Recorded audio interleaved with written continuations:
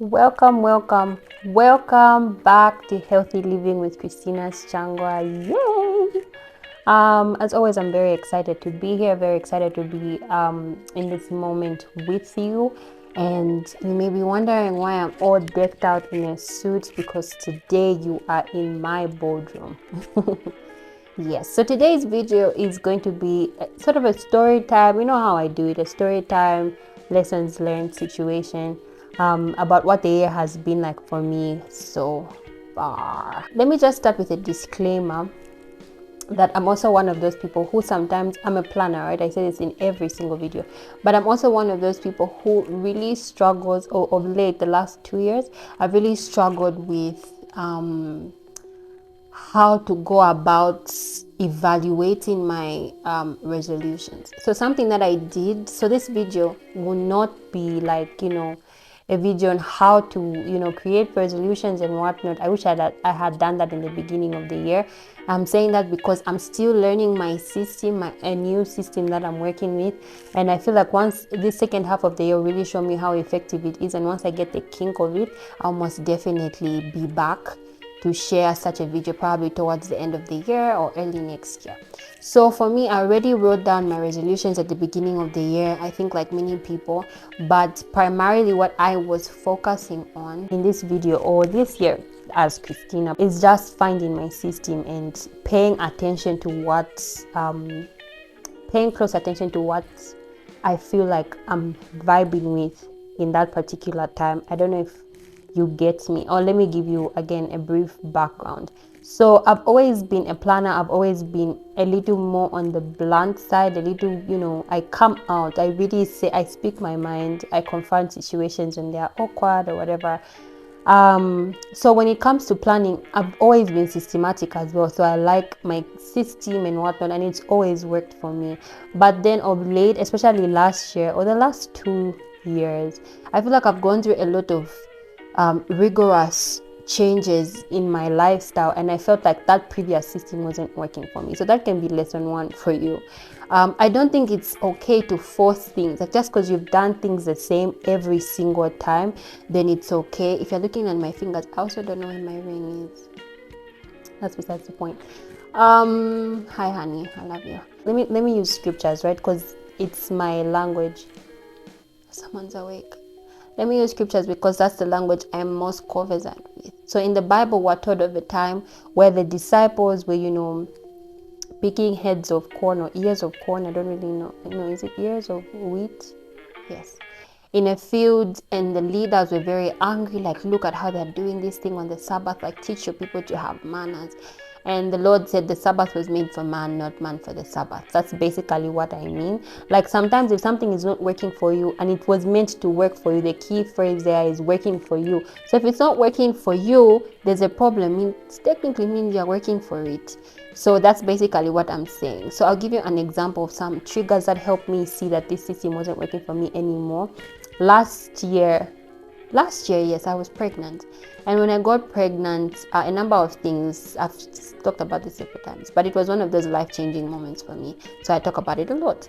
So when I got pregnant, I experienced something in my personality. Like, I found myself struggling with being treated a certain type of way. It was another like initiation into adulthood for me, because there were a lot of systems that were already in place, that were put in place by people that they just didn't work for me. Like, people were, if I want to say how I'm feeling or ask questions, it's like, she's pregnant, maybe she's one of those hypochondriacs, everything is a problem. Maybe she thinks she's going into labor every 5 seconds. And that really wasn't the case. And I don't know why that was a way that people were treating people, but I was not okay with being treated like that. Remember what I said last year? I really consider myself the main character of my story. So I hate it when I'm being treated like it's supporting acts. Like, what do you mean? Like, you can cut me out of the script and it's okay. No, this is my script. That's besides the point.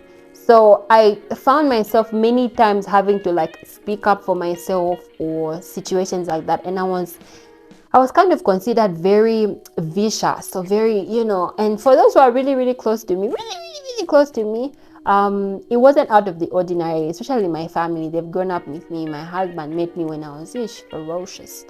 And I feel like I've just undergone training. I've undergone public speaking training. I now know how to talk to people or convey my emotions in a not so rough and tough way. So I feel like last year it was a little stingy in the way I was saying things, because I feel like I was going through things, like people were treating me a certain type of way. So in the same vein, I also learned something. I learned that certain systems are not working for me, like I said. So I'll give an example. I've always been someone who goes above and beyond. Like, I'm one of those people who works beyond like I'll stay up at night with you. There was this one time, it wasn't even someone that was close to me, right? Someone I just really looked up to. It was their birthday. I had saved up. I was not working. I had saved up to buy them one of those like ShopRite cakes. It's like, yeah, one of those ShopRite cakes. They're not that expensive, but for me, it was everything. I bought them bananas because they love bananas. I love bananas. I went out of my way. And so on my way to this person's house, I was thinking, you know what, they'll probably ignore me because they're such important people. They probably don't even care, or they won't even notice me in the room. But I still felt compelled to go. And on my way there, it began to rain. And as it was raining, I literally arrived at the house drenched. Thankfully, the cake was, covered, so it wasn't in those like plastic casings. So it was a-okay. And I was drenched. They literally had to give me like one of his sister's clothes, like just for me to not catch a cold. And when I got there, there was like no one. I think maybe one other person, one or two other people. I don't really remember. It was a while back. So basically, my point was, for me, it was, this person was really moved and all of that stuff. Like, wow, no one has really done this for me. And I was surprised. Like, you're so important. I thought it would be like lines outside waiting to see you. But that wasn't really the case. I also just learned, I think in my personality, I'm just the kind of person who likes to go out of my way. Like, I'll text you to tell you look beautiful or whatever. Even though I assume the whole world is telling you that, I learned in that moment that, well, maybe they are not. Maybe the whole world is not telling them that. So I should, right? I shouldn't be like everybody else. Anyway, I think you now get the gist. So in the same process, when I came back home after having my baby, this is December, I'm back home, and now I need to get back into work, right? Because I just gave birth, I was recovering from a procedure, blah blah blah. So now I'm trying to get back into my system because it's the beginning of the year, and again, that's the state I was always in. I need to, how are my goals? How much did I read? How much did I eat? How much did I work out? Like, I'm in that phase, right? And I found myself really, really hating it. I hated, like, even having to go through my resolutions because they were no longer systematic. I couldn't read as much as I could and whatnot. And I found myself just like appreciating myself for the fact that I carried the whole baby, I gave birth, and don't get me wrong, it wasn't an excuse for me to slack. I was a complete boss. I handled my bills. There was not a single task that I was given that I did not fulfill. Even I remember I was getting calls literally whilst I was in labor. But so I was commending myself for having that kind of personality and drive, and reminding myself, like, but at the same time, I found myself carrying out tasks that maybe I shouldn't have, like, where I'm overworked to the point that the next day I'm sick, I'm on a drip kind of situation. So it really showed me, like, look, that's the first thing I want to say. Are we putting first things first? This is something I love to say. Put first things first. I learned this from a book that I'm reading by Kenneth Hagen. And it's called The Midas Touch, Obsessed. I'm still reading it. I think I've only read chapter 1. Since we're in my boardroom, I might as well be frank and honest. So, but that was my favorite thing I've learned so far. Put first things first. He was basically saying, like, place priorities as priorities, right? And this book is talking about prosperity. Like, some people would chase after success and money and all of that stuff to the detriment of their health, to the detriment of their connections with their families.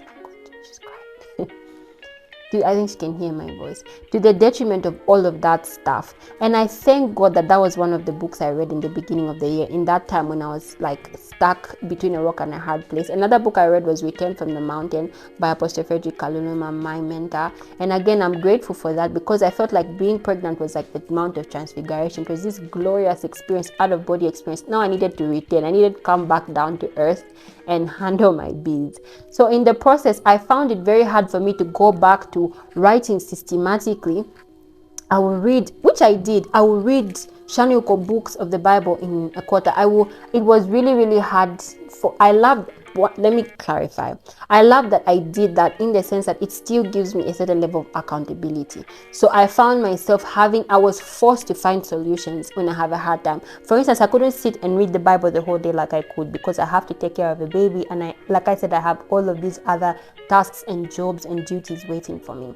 So what did I do? I incorporated the audio Bible. I would still read, because I'm a reader. I love to read. I would still read maybe a chapter a day, which was okay. But if I wanted like maybe a bulk situation, I could listen to the audio Bible. It worked for me, and I'm saying this out loud to remind myself, Kili, that worked for you. So keep the system going. So yes, resolutions are not bad. They do help you be accountable, and they force you to find solutions instead of relying mostly on excuses. But at the same time, I found it hard to fuse in those other parts, those new aspects of my life. Mind you, I've only been married for like 1 year, 6 months. I'm still new at this thing. So I was also trying to ensure that now I'm juggling a husband and a baby. I don't want either to feel neglected, and I most definitely don't want to neglect myself. So I realized like some of these things, prayer breaks, like I said last time, I pray 10 minutes here, 10 minutes there, instead of taking hours and hours and just locking myself in the room. It's a luxury I couldn't afford anymore. I had to work, I had to be with my baby, and that was the hardest thing. I always tell people I'm actually into my child. I'm really, really into her. I enjoy spending time with her. She's smart. Today, explain to me why, like the feeding chairs, they come with restraints, right? Like, because now I noticed like over a month she's been trying to get out of the chair. So now you try to restrain her. Explain to me why she's found a way to get out of the restraint. Literally this morning, I'm feeding her and she's standing, towering over me. Like, do you not know how dangerous that is? At the same time, I was super proud as a mom, because every single time Jessie is faced with a challenge, she will find a solution. And that's what I mean. I wouldn't have known all of these things if I say, okay, I need to work, I needed to shoot this video 3 days ago, but I've had so many things pop up that I've had to deal with. So again, if I don't take deliberate time to spend time with her, maybe let's say feed her, bath her, if I'm not doing that, then I have to clean, I have to do this, I have to put my house in order. That's basically what I mean. So putting first things first, I realize I enjoy spending time with her. She's my priority. My husband is my priority. My work with Christ, my job, all of these things are my priority. More than me maybe gallivanting in the streets and all of that stuff. I really learned to put first things first. That was like one of the first major lessons I learned this year. Another thing I learned this year was on a financial principle that blew my mind.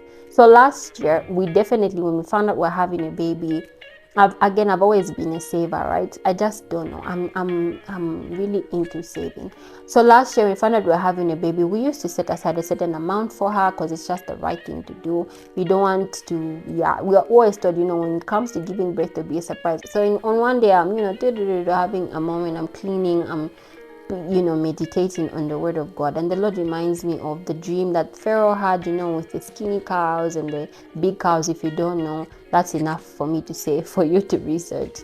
Yes. So he taught me something like, if you notice there, the Lord was basically saying times and seasons. The Bible tells us there's a time for mourning, a time for dancing. In short, the world is made of times and seasons. I say this a lot also. So sometimes there's seasons where you have more than you expected in terms of money. Yes, like a breakthrough comes in, someone sends you extra money.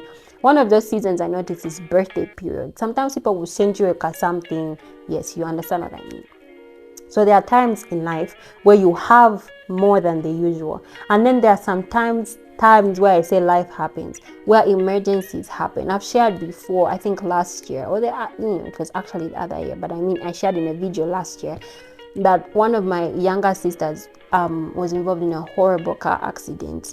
And that was a crazy time for us as a family. Like, she needed to have surgery, name it. So we're all running around. That's what I mean. So if you don't have something, I'm not saying yes, prepare for the worst case scenario. No. I just mean to say life does happen. In fact, Ephesians 6 tells us to wear the full armor of God. Why? Because an evil day is coming.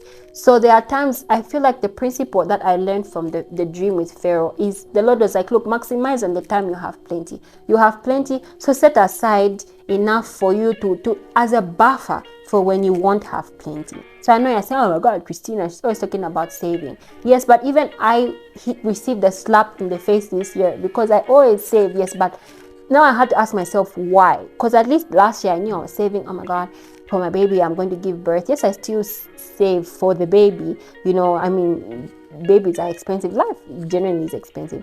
Then I actually had to now sit down and learn what the purpose of saving is. And I learned 3 things. Number 1, you save for an emergency fund, right? In case of anything, like I just said. Number 2, you save for a big purchase. This is where I was also suffering. This is also another area where maybe people suffer when it comes to adulting. Yes, you want to be there for people. People would take out huge loans just to help out other people. I mean, that's okay, but remember what I said, put first things first. Whenever you're dealing with a difficult decision, I always say you be the one to live in the consequences. So before you want to be Superman and go out there and clear out your life savings just to help one person, life happens, something else is going to come up. So it's better to categorize your savings. Someone might be thinking, hey, I don't have all that crazy amount of money. Trust me, like I said, like my daughter, I've learned this from my daughter. If you're faced with a difficult decision, it will force solutions out of you. So you'll find you can even have 100 kwacha, right? And let's say you can save a 15 kwacha. That same 15 kwacha over time will accumulate. That's kind of the goal. Others will be saying inflation, Shani. It's why I'm saying savings can be broken down into 3 things. You can save for an emergency fund. You can save to invest. So you save for capital for a business. You're saving to invest, let's say, in a paper, like to upgrade your paper so that you can be exposed to more paper and stuff. At the same time, you can save for a big purchase. So sometimes you're so financially frustrated because you're giving, helping family. I'm saving for my future. I'm saving for a big purchase like a house, a car, and whatnot. But you're struggling. You have no trousers. You have no shirts. You have not, because you've not actually prepared for some of these things. Why is this important, or why do I think it's helped me a lot? Because knowing that there's times when I have extra, I can actually use the extra to help me in times when I don't have much. I'll give an example. Right now, the reason you can see me is because I purchased a beautiful studio light. It was on one of my big purchase lists. I just wanted for you to see my radiating skin better and not just to fully rely on, like, let's say a ring light or natural light. And today is crazy because I don't know if you notice in the video, like it's because it's really, really cold. So like the sun comes and it goes, you get the idea. So I needed that because I didn't like what I was seeing in my videos. I needed my video quality to improve. So what could I do within Christina's means? I saved. And what did I do? I waited for my birthday. So everyone who sent me something for a drink, I set aside something, I set aside, and I broke down possibility what I would get with my birthday fund. I wanted a certain amount of, maybe let's say clothes. I wanted a new wig. These are just some examples of some of these big purchases that I set aside a plan for. And then also to invest. And I'm proud to say I'm seated here, it's July, and I think I've ticked every single one. I've ticked every single one of these things. So I'm showing you that some of these things, when you attach a purpose to especially money, when you attach a purpose to it, it's going to yield back to you that which it needs to yield. So that's another thing I learned this year on the financial side. On the health side, remember what I said, I'm back to journaling. So I'll be referring back to this situation just to make sure that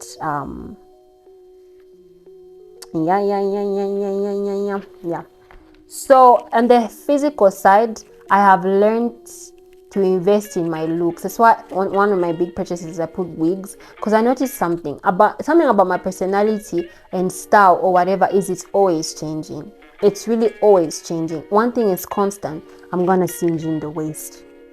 I don't know if you can see. It's the most important thing to me. Of course, my skin, my hair, everything should flourish, but my waistline, it must be singed. It must be snatched up. So anyway, I invest in my looks. My style is also centered around that. So I realized, like, first of all, I gave birth. It's a new body. I had to clear out my whole closet. So now I need to invest. And another thing I noticed, the fact that I had to clear out in my own closet showed me there was a flaw in my plan. Some of the things I was buying as maternity clothes were not breastfeeding friendly. I don't know if you get what I'm saying. I was shopping without a plan. So I needed to have a plan. So I put shopping for clothes on hold. I'm not saying I wasn't buying clothes. I was buying the basic necessities, like these shirts. They can fit into anything. Okay, this shirt and skirt is also new, so maybe I did purchase one or two things, but I mean, it worked out with a jacket I already owned. My point is, I wasn't going out, like, I didn't clear out my closet to go buy a whole new closet. Because something else I noticed as I went on postpartum, I did drastically lose weight to the point that I could fit certain clothes from. So I'm like, maybe did I jump the gun giving out my closet? No, it's also because I was tired of the clothes. So my point is, this year, the biggest thing I saw, I weighed between my clothes and my hair was struggling. I've already done a number of hair videos, so I needed to flourish, in terms of hair, replace hair products and replace some of my wigs. So that's another thing I did. I didn't just wake up and I'm like, oh, I hate my life. I did give, right? Because I really think it's healthy. The Bible says it's more blessed to give than it is to receive. I did give. But at the same time, I sold some of the things that were no longer working for me, my husband and I actually. Like some of the clothes we were no longer vibing with, my wigs especially. I don't know how many wigs I sold, like 4. I think I remained with one, the one on my head. And that's why I needed to buy new wigs, right? Because I also noticed I was tired of them. My best friend and I say wigs have a lifespan. They have an expiry date. So, sometimes you need to upgrade. Why? Because I'm in the public eye in a certain way. I've noticed that a good wig or invest in a good quality outfit, I can wear like this suit that I bought, where this jacket comes from. I can wear it over and over and over and over again. Yes. So for the physical side, that's how I invested in my looks. I did invest in working out. I will be honest, I only worked out in January. I did Pilates and it worked for me in the sense that there's certain things I couldn't do with my body after giving birth. I couldn't even squat without feeling But then I also noticed something why I really like that I worked out in January. I noticed that my insides, the inside of my body, I don't know how to explain it. Whether it was physical, I'm not saying it was physical, I don't know, but something on the inside was off. So I focused this part of the year on fixing the inside. I also wanted to see my body fix itself. I wanted to see how will I naturally lose weight or whatever without wearing a corset and working out and bouncing, lemon tea, skinny, whatever tea. I wanted to just see how it will resolve things naturally. And it's Christina's preference. You can do whatever makes you happy. So that's one of the things that I did. I just needed, my insides needed to be fine. That's why I focused on replenishing my hair, replenishing my skin. I had to focus on my drinking water regimen, my eating of vegetables and fruits, because I just felt like something was off. The balance on the inside was off. So I'm really, really, really, really, really happy with myself. On that front, I do wish I worked out more. But I don't know, the year, like I said, I've given myself this year as a time to just see what system works for me. And so far it's been really rather difficult for me to completely incorporate a working regimen. I will try. I still try to take a walk here and there. Like I said, as long as I'm balancing with my diet here and there. I enjoyed how I felt when I was working out. I just don't know. We're just not there yet with regards completely giving up. If I'm going to be working out every morning like I was at the time, I'd have to leave my baby sister with my baby sister. And she's currently busy. Both my siblings are currently busy. And I have to respect their time, right? And she's my baby. Again, I like spending time with her. So that's what I learned on the physical side. I also learned to schedule rest. Yes. So I've invested in what makes me rest. Funny stuff. If I'm laughing, I'm happy. Memes and stuff. I don't know. They just help me relax. I like the endorphins coursing through my body situation. And also, what am I watching? Kind of situation. Music. I've always been a music person. So if I'm doing chores, I'm washing, I take the time, I'll meditate, I'll bond with a new song. Right now, I love Being So Good by Tiffany Hudson from Elevation Worship. Obsessed. I'm obsessed. Because also I've been in a reflective season. So it's helped me like just look back and see how good God has been. And it's also helped me. I think this song also helped me harness some of these thoughts that I'm sharing. So on the physical side, I can say that's also something that I've learned this year.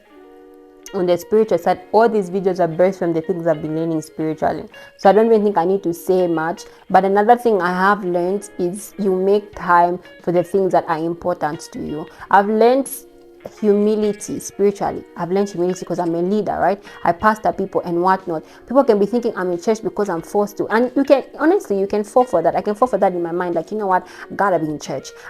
They need me to preach. They need me to pray. They need me. I need church. I need to pray. I need to read the Bible. I need God. He's not a luxury. He's not like, a new sports car. He's a need. I need it more than I need oxygen. And that's been one of the most amazing things I felt this year. It's given me a clean juice. My pastor says a hungry person can eat a poisonous plant just to feel that hunger.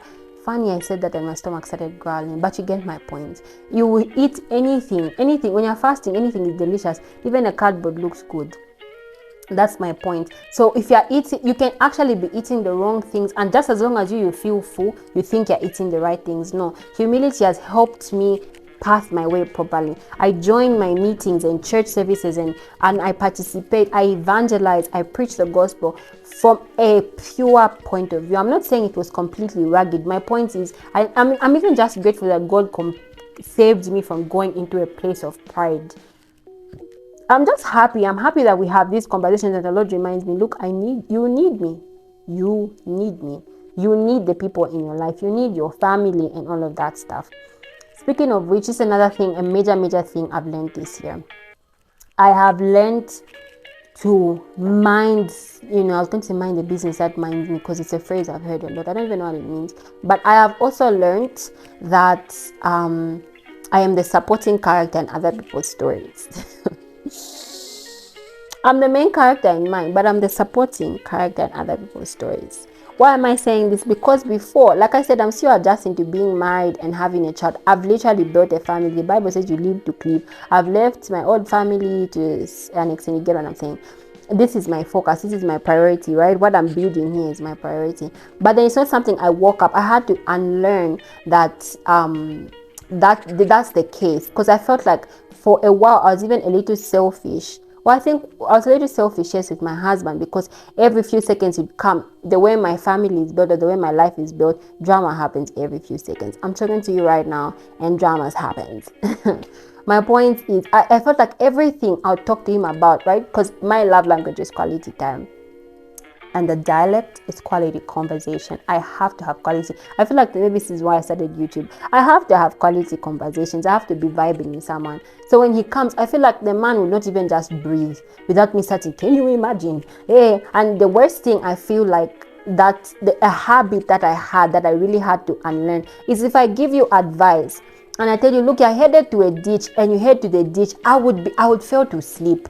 I'm like, how can this person is heading the wrong way? How did they not get it? This decision they've made is wrong. Remember what I said about John 21:22, John 21:22, John 20. That's my vibe. That's something I've really learned this year, because what is it to me?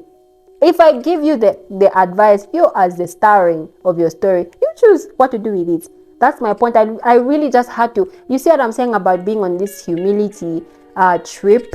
Like, the Lord has really humbled me in learning, like, look, baby girl, you will pour out your heart, veins will be popping. I even lose my voice jumping up and down in my room in there, cried and praying for people, and they still just decide to eat the poison. Like, if God himself can respect someone's free will, ladies and gentlemen, respect their free will as well. You will give advice, but there's humility in knowing that they have to choose to take it. So I'm sitting here, I've talked about all of these things, and someone can honestly choose to do the exact opposite, and it's okay. Remember what I said, opinions are like belly buttons. I'm good as long as I'm living the way I want to live, right? That's what's important. Like, I'll be here for you. I had to learn that, especially with siblings and whatnot, or being a leader over people. I've had to learn, like, look, okay, I felt like I used to mostly think if I give you advice, they'll take it and their life will turn out this way. Yay. I've had to actually sit down and humbly think, what happens if they don't take it? What will I do? I had to learn, like, okay, as a supporting character, what do I do to this story? What do I bring to this story? Okay, I'll be honest.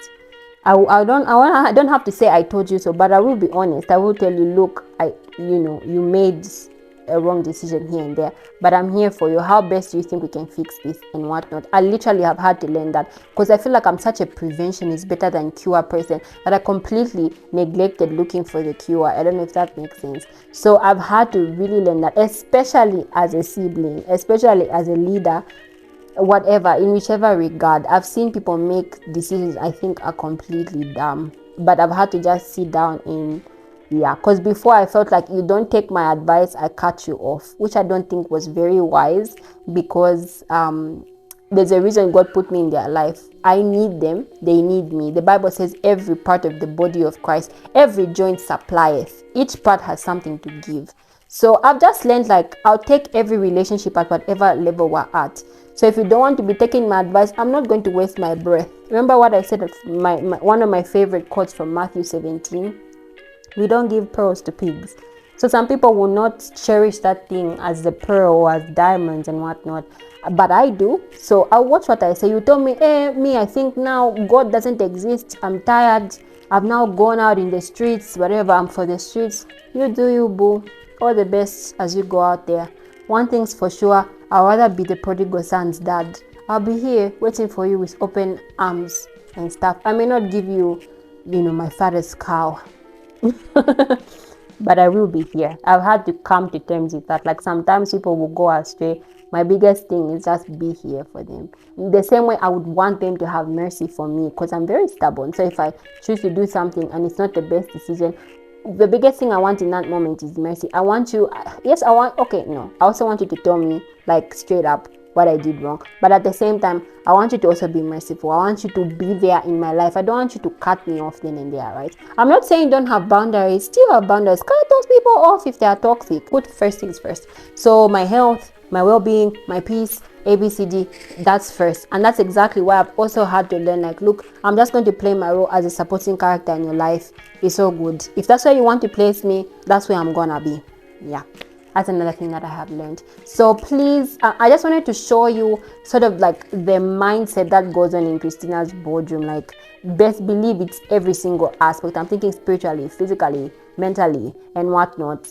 And if you notice, everything I've said revolves around that. So rather than just sitting and writing resolutions for the rest of the year and reflecting and grading yourself biasly, what have you actually learned? Maybe there are certain habits you have that are crazy and they really need to be worked on. And maybe there are certain habits you have that are amazing. And all of us as the world needs to know. So we can start from here. Let me know in the comment section. What's like one of those? And I'm serious. When I say these things, it's not just vibes, guys.